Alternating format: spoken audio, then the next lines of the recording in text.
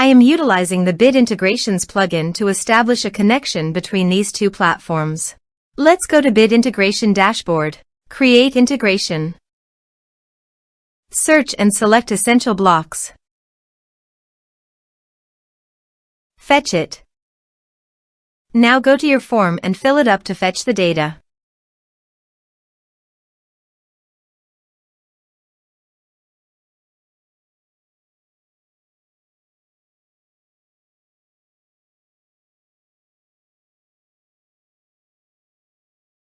Form submitted successfully. Go to your integration site. Here you can see that the data has been fetched successfully. After fetching data, choose a unique value, for example form ID, in every form submitted.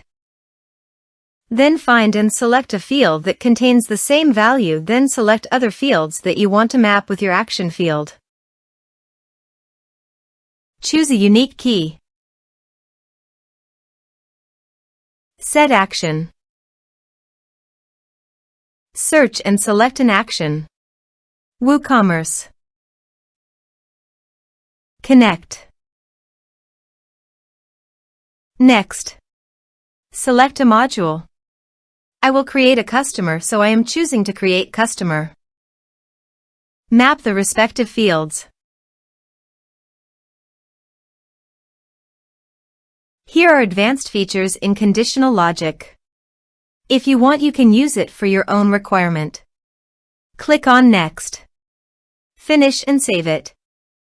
Now go to your form and fill it up with data.